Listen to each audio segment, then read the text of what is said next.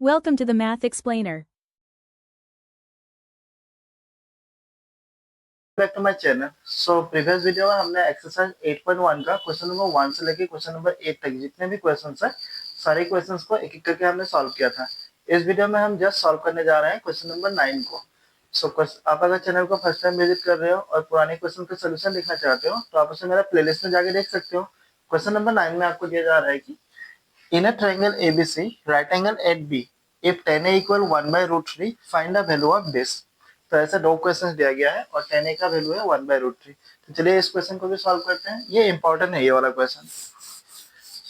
तो जब भी आप सॉल्व करेंगे क्वेश्चन को आप क्या कीजिएगा, डेमो के लिए एक ट्रायंगल बना लीजिएगा रफ में। ट्रायंगल बनाने से मैच करने में इजी होता है ऐसे। और इस ट्रायंगल का आप नाम ले लीजिए ए बी सी। और क्वेश्चन में क्लियरली बोला था कि राइट एंगल कहाँ पे था, एंगल बी में, इसलिए मैंने बी पे राइट एंगल दे दिया। सोल्यूशन में हम ऐसे लिख सकते हैं कि in triangle ABC right angle at B, in triangle ABC right angle at B हमने लिख लिया। उसके बाद हम ऐसे लिखेंगे it is given that, it is given that. तो क्वेश्चन में हमें क्लियरली दिया गया था कि जो tan a है उसका वैल्यू दिया गया है 1/√3। तो हमने इस लाइन को क्वेश्चन से उठा के लेके आ गया। अब हम क्या करेंगे, यहाँ पे जो tan a है tan का हम सब्स्टिट्यूट लिखेंगे। तो हमारा फॉर्मूला था sine cos tan। Pandit Badri Prasad हर हर बोले। तो tan का फॉर्मूला है परपेंडिकुलर बाय बेस। तो दैट मीन्स tan का सब्स्टिट्यूट यहाँ पे आ जाएगा p/b। और इस साइड में 1/√3। और इस टाइप का मैथ्स में हम हमेशा क्या लेते हैं, k एक कांस्टेंट है। अब p, तो यहाँ पे tan a है, एंगल a का p कौन सा होगा, परपेंडिकुलर। तो एंगल a का परपेंडिकुलर हमेशा अपोजिट वाला मतलब बेसी होता। क्या हो जाता, बेसी। और b का मतलब होता है कि एंगल a के साथ कौन सा एंगल एडजेसेंट है, जुड़ा हुआ है। तो इस एंगल के साथ कौन सा एंगल जुड़ा हुआ है, इस एंगल a के साथ ab। तो यहाँ पे b का बदली आ जाएगा ab। और इस साइड में 1/√3 साइड में है k। अब हम ऐसे करेंगे कि देयरफॉर जो हमें बेसी का वैल्यू मिला वो हमें मिल गया 1k। बेसी का सीधा सीधी 1 है मतलब 1k। और जो ए बी है इसका वैल्यू हमें मिल गया √3k। तो बेसी है ए बी है, मिसिंग क्या है, ए सी। तो हम यहाँ पे लिखेंगे ए सी इक्वल क्वेश्चन मार्क। मतलब मुझे जो बेसी का वैल्यू मिला मतलब इस जगह पे मुझे मिला 1k। और इस साइड में जो मुझे वैल्यू मिला वो मुझे मिला √3k। मुझे ढूंढना था ए सी। आई होप इतना आप समझ गए। अब वीडियो को पॉज करके इतना लिख लो। इतना हो जाने के बाद हम पाइथागोरस थ्योरम अप्लाई करेंगे। तो हम लिखेंगे यूजिंग पाइथागोरस थ्योरम,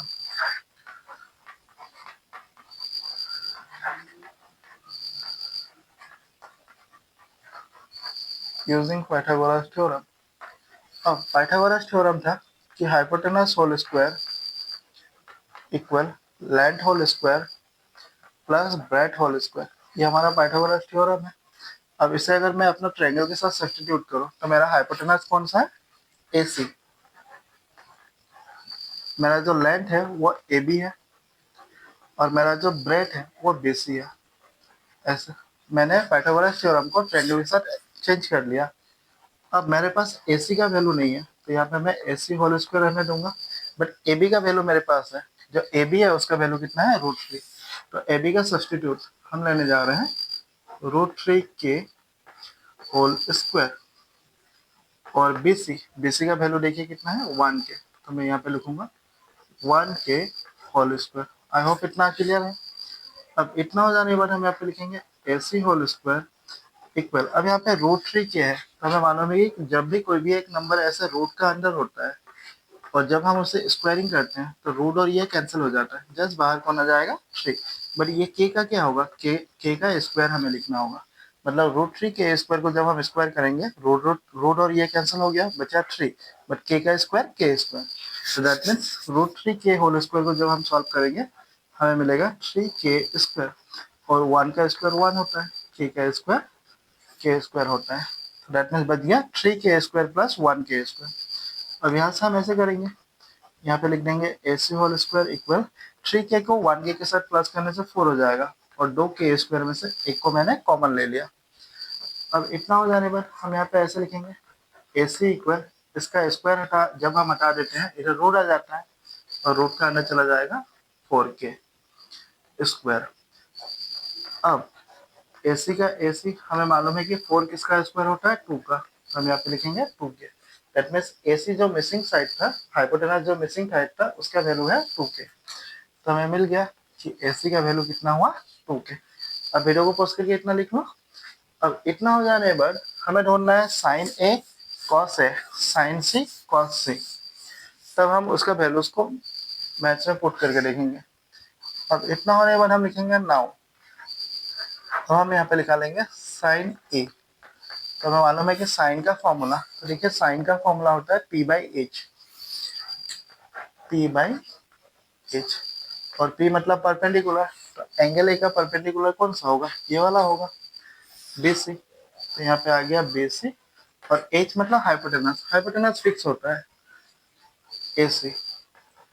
अब मेरा BC का वैल्यू, तो मेरा BC का वैल्यू है 1k, यहाँ पे आ जाएगा 1k और AC का वैल्यू है 2k। अब यहाँ से k कैंसिल हो गया, जस्ट बच गया मेरे पास 1/2। मतलब साइन ए का जो फाइनल वैल्यू था वो था 1/2। आई होप ये इतना आप समझिए। अब मैंने साइन ए को निकाल लिया। अब वीडियो को पोस्ट करके इतना लिख लो कि मैंने साइन ए को निकाला, साइन ए का वैल्यू मिल गया 1/2। अब अगर मैं कॉस ए का वैल्यू निकालू, साइन खत्म, अब हम निकालेंगे कॉस। अब कॉस का फॉर्मूला होता है B/H, B/H। अब एंगल ए का बी कौन सा होगा, देखिए तो एंगल ए का बी मतलब इसके साथ जो एंगल जुड़ा हुआ है, तो एंगल ए के साथ कौन सा एंगल कनेक्टेड है, ए बी। तो मतलब बी हो जाएगा मेरा ए बी और हाइपोटेनस फिक्स है ए सी और ए बी का वैल्यू है √3k और ए सी का वैल्यू है 2k।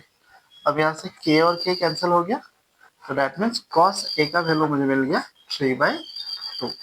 हमने साइन ए निकाला 1/2 मिला, कॉस ए निकाला हमने 3/2 मिला। तो कॉस ए का वैल्यू हमें मिल गया 3/2, √3/2 हमें मिला।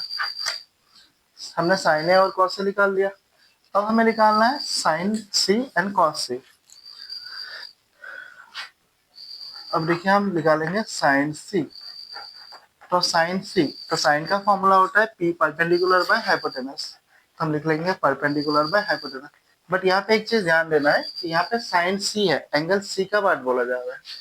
तो हमें कहाँ आ जाना है, एंगल ए में नहीं आना है, हमें आना है एंगल सी में। अगर मैं एंगल सी में आ जाता हूँ और इस जगह से पी मतलब परपेंडिकुलर कौन सा है पूछूं, तो एंगल सी का परपेंडिकुलर ये वाला साइड होगा। ऑपोजिट साइड हमेशा परपेंडिकुलर होता है, एंगल सी का ऑपोजिट साइड है ए बी। अगर मैं एंगल ए का पूछता, एंगल ए का ऑपोजिट साइड तो ये वाला था, बट एंगल सी का जो ऑपोजिट साइड है वो कौन सा होगा, ये वाला होगा। तो मतलब सी का बदले यहाँ पे आ जाता है ए बी और हाइपोटेनस फिक्स है वो है ए सी।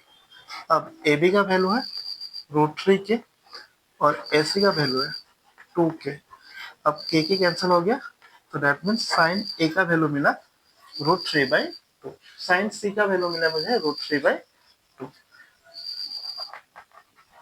तो साइन थ्री का वैल्यू मिला √3/2। अब बच गया कॉस सी, हमें निकालना है कॉस सी। अब वीडियो को पॉज करके इतना लिख लो। अब कॉस सी, अब देखिए कॉस का फॉर्मूला होता है B/H, B/H। तो एंगल ए का बी कौन सा, एंगल सी, यहाँ पे सी है ना, इसलिए हमें फिर से एंगल सी में आ जाना है। अब एंगल सी का बी कौन सा होगा, मतलब इसके साथ कौन सा एंगल जुड़ा हुआ था, कनेक्टेड था। तो एंगल सी के साथ कौन सा एंगल कनेक्टेड था, BC। तो यहाँ पे बी का बदले मुझे लेना है BC और हाइपोटेनस कभी चेंज नहीं होता, ये AC रहेगा। और BC का वैल्यू है 1k और AC का वैल्यू है 2k। के कैंसिल, मतलब इसका वैल्यू मुझे मिल गया 1/2। तो हमने सारा वैल्यूज को निकाल दिया। अब इन वैल्यूज को हम पुट करेंगे नंबर 1 एंड नंबर 2 में। अब वीडियो को पॉज करके इतना लिख लो।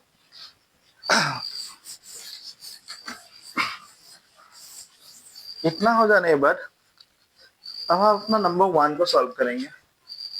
नंबर 1, तो नंबर 1 में मुझे क्वेश्चन में दिया गया था कि साइन ए के साथ में दिया गया था cos C plus cos A